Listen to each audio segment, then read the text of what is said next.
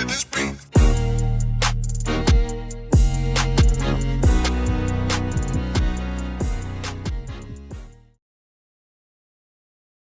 Welcome to another episode. Welcome to another episode of Gamecocks Talk with Captain Will. I'm your man, Captain Will. Make sure you like, make sure you subscribe, make sure you tell a friend, tell a enemy, tell a baby mama, tell a baby daddy, whoever about Gamecocks Talk with Captain Will.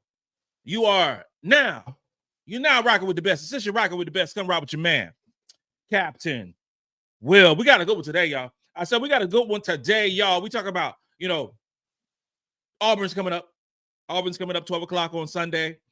It's Asia Day. It's A Day. It is going down against the Auburn women's basketball team. Not a fan of it being on SEC Network. Not a fan of it being at 12 o'clock. Not a fan of either one of those things. But it's A Day, so I'm not going to complain. But South Carolina got Auburn. But before we talk about Auburn, before we discuss about the Auburn women's basketball team and what their defense or lack thereof defense are going to how to defend against the offensive onslaught of the South Carolina women's basketball team, the three-time national champion, let's discuss a couple of things. First thing we're going to discuss is last night, Oklahoma, LSU. Can we talk about Oklahoma, LSU? Oklahoma, LSU game last night. What the hell? What was that? What was that going on? LSU had a 24-point lead at home against Oklahoma and almost lost the game. Should have lost that game. The physical play, the 75,000 fouls that was called in that basketball game. 2 players getting ejected. Everybody in bonus.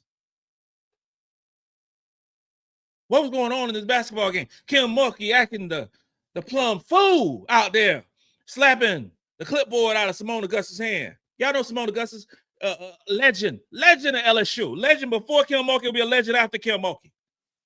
Slapped the clipboard out of her hand. I was watching that thing like that right there. I was like, you know what, Simone Augustus? I'm glad she kept it cool. Because she should have just punched her dead in the face. Hit her right in the throat. I'm just saying that. You don't disrespect people like that. You don't disrespect. She's a legend. She's a Hall of Famer. She's the truth. That's one good karate chop right to the throat. That's what should have happened. Karate chop to the throat and a up kick to the stomach. That's what should have happened. You don't do that stuff on live TV. Up acting the fool on national TV, and he was up by 21 points. That's why you almost lost. Worry so much about what you're wearing and how you look on TV, and your girl's about to fall apart on the doggone court. That's what happened. Oklahoma should have won that basketball game. Michaela Williams saved them.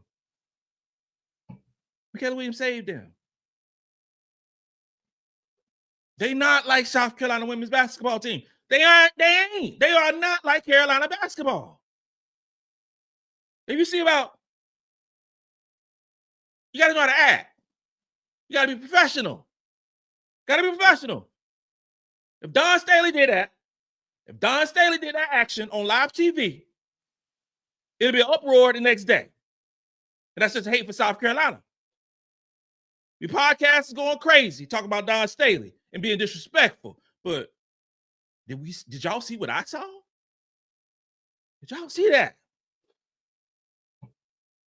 Carolina is on a different level to LSU. And seeing stuff like that as a parent of 3 girls, as a parent, I'm like, what? I want to deal with this foolishness that's going on. I want to deal with that. I want to deal with that mess. Because I always think if you acting like that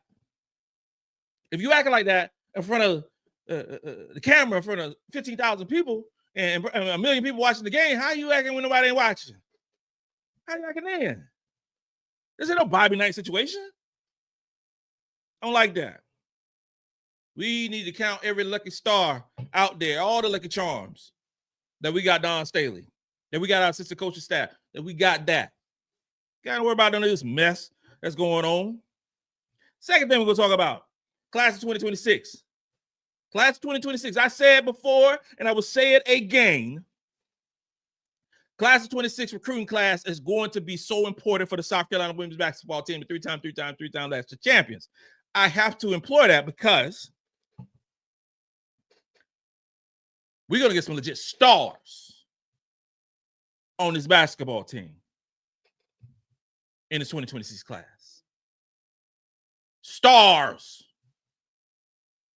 Carolina's in the final grouping of multiple stars. I feel good. I feel really good about two of them. Feel really good. I believe that the post position will be in good hands for the South Carolina women's basketball team for this class of 2026. I see two post players saying the name of the South Carolina women's basketball team next year. I see it. I envision it. Not going to talk about who. Too early. But I tell you this right here. I feel really good.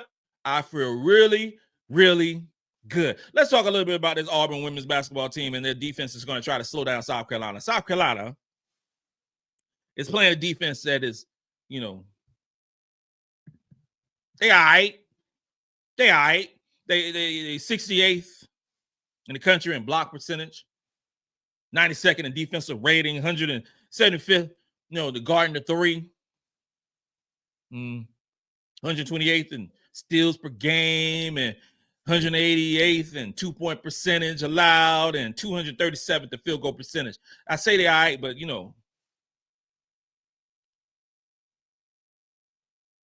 ladies and gentlemen, it's 362 teams playing Division I basketball. If you have a team like an Auburn Tigers who coming into South Carolina, Columbia, South Carolina, the home of Sweet Tea and Pig Feet, and you shoot, and your defense allows a high percentage in 237 out of 362 teams, it's going to be difficult slowing down this offense. 188th in 2-point percentage allowed. It's going to be difficult. But they're going to try. They're going to try. They're going to give their best effort to do that. But with that being said, our best scorer in conference play is none other than the freshman phenom herself, Joyce Edwards. Best scorer.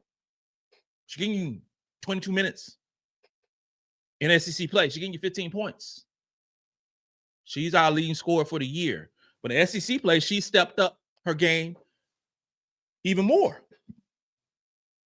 Ladies and gentlemen, she's shooting 62% for the field, shooting 62% for the 2-point percentage. So those stats I just talked about, 237th the field goal percentage allowed, and 188th and 2-point percentage allowed. Joyce Edwards gonna have a field day on Sunday playing against them. It's gonna be a field day. Probably about 22, 23 points for Joyce Edwards, and probably about 24 minutes of play. That's probably gonna happen. She's gonna have a field day. She's getting you 5 rebounds. 1 assist, 1 steal, 1 block, 1.5 turnovers per basketball game in SEC play. Joyce Edwards is going to show up and show out in this basketball game. If there was a wager, if there's a situation you can do those things, you'll put your money on Joyce Edwards showing out on Sunday. But I believe that all the post players are going to show out on Sunday, but especially Joyce Edwards. And Carolina as a whole, offensively, you're talking about 11th in offensive rating. 11th offensive rating.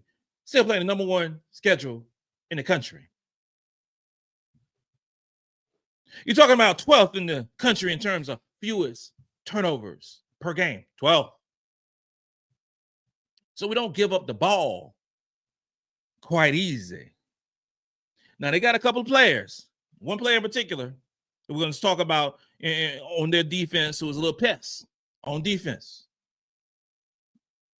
But Carolina is really good taking care of the ball with 13th offensive rebound percentage, 14th in assist to turnover ratio, the stats that matter so much to Captain Will: assist to turnover ratio, offensive rebound percentage, field goal percentage, 2-point percentage, all those great things for South Carolina that we stand head and shoulders above the competition.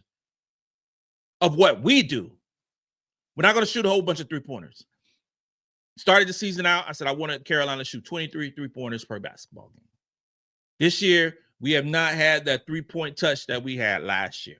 It's still about halfway through the season, and I think we will regain that touch. I think it's going to start on Sunday and continue on Thursday when we play Georgia in Athens. Our offensive style, our emphasis on sharing the ball, that everybody gets a bite of the apple, that everybody gets a chance to score. Y'all saw the game. If you saw the game last night again, you know, Sania Smith getting out the game and, you know, getting thrown out the basketball game. Then you have more Waffenberger, and you have more of Del Rosario. Del Rosario ain't ready to play no basketball, y'all. LSU, I think her talent has been wasted. She's not the same player, not the same prospect that I saw in high school. I don't know who that person is. But I'll tell you this right here, the 6'6" McDonald's All-American, she watched a really good game last night. She did. She watched a really good game. She had a front row seat to a really good game last night. She really did. That style of play for her does not work. Del Rosario needs to transfer out of LSU and run as quick as she can. But that's not the only one. Reagan Beers, my sister, you need to lead there. That is not the style of play for you at Oklahoma City. Oklahoma. It is not. When you enter the transfer portal, the best style of play that was for you was University of South Carolina women's basketball team, a three-time national champion. But you decided to go to Oklahoma. I got it. I understand. That's what happened.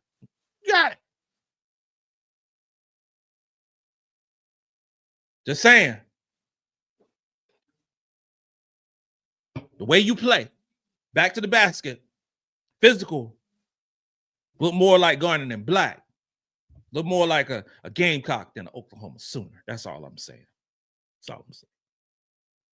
I discussed yesterday in terms of Marshawn Bostic, really good player for Auburn, and she's going to put a lot of pressure on the ball against Raven Johnson, Tina Pow. You know, she's a good player. She is a solid basketball player, and you know, she's ninth in the SEC in steals per game. She's a good player. Will she be a factor in Auburn trying to keep this game close on Sunday? Yes, she will. She will be a factor. She will do her best to control the pace of Raven, Powell, and to some degree, MiLaysia Fulwiley. She's the best defender. That's not saying a lot from Auburn, because with Auburn, sometimes defense is optional. It's really optional. But she's their best defender at 5'9" guard. I think that we will have our way. I really do. I think we will have our way scoring against Auburn. There's so much going on, but we can't let the hype of it being A-Day take over the emotional side of this basketball game. There's still an SEC game. We still got to play our best. We still got to do all those things to be a champion. These games, like, because it's always, every season, it's always an upset that happens, like, oh my God, what happened? How in the world they lost? It can't be on Sunday. It can't be Sunday, and it won't be Sunday. We're going to win by 20, 25 points. But the game could be much closer if we aren't locked in and ready to play. We're coming off 6 days. When we play on Sunday afternoon, you're talking about 6 days from when we play Tennessee on Monday. That was a break that was much needed. That was a break that we needed. That was a break. We had tired legs. We had mental fatigue. We had, catch up on schoolwork. We had all these different things to do. We need to come out that first quarter, set the tone on offense, and beat down this defense. That's it. Cut and dry. A better team offensively than they are defensively. We have more weapons. You got the triple triple threat of Feagin, Joyce, and Chloe in the post. You got Pow and Tessa, TNT. That's gonna be lighting it up on Sunday. You got Raven Johnson, who's been playing very well in conference play. You got MiLaysia Fulwiley, who always puts on a show in Columbia. Just do what we're supposed to do on offense, and everything will be fine. I did a show yesterday about the defense, not concerned about our defense slowing them down whatsoever. The defense is always going to do their part. Offensively, although we had an 11th ranked, team and out of 362 basketball teams that, in terms of offensive rating, this is not a time to rest on those things. It's not a time to lean on statistics and analytics and everything. Just beat them down. Just beat them down. No mercy. Asia and family, front row. We got the queen herself, the best player in women's basketball in the world. We're going to be there. Got Captain Will and the wife, we're going to be there. This is what we got to do. No mercy on offense. I want to see some Maddy get some minutes. I want to see Adhel get some minutes. I want to see everybody play on Sunday afternoon. I want everybody to get the opportunity to be great on Sunday. I want Pow to be shooting, 50% from the three-point line. The matchups of the wings and the guards, check. Multiple check marks for our offense versus the defense. Tomorrow's show, we'll get a prediction of what's going to happen. Pre-game show, all those good things. But y'all know where I'm going with this. Y'all know where I'm going with this. I'm expecting a beat down. I'm expecting a beat down at Colonial Life Arena by epic proportions against the Auburn women's basketball team on Sunday at 12 o'clock. This includes another episode of Gamecocks Talk with Captain Will. I'm your man, Captain Will. Make sure you like, make sure you share, make sure you subscribe to Gamecocks Talk with Captain Will so I continue to bring you that gospel Gamecocks every single day. Ladies and gentlemen, you are now rocking with the best. And since you're rocking with the best, come rock with your man, Captain Will. Let's go.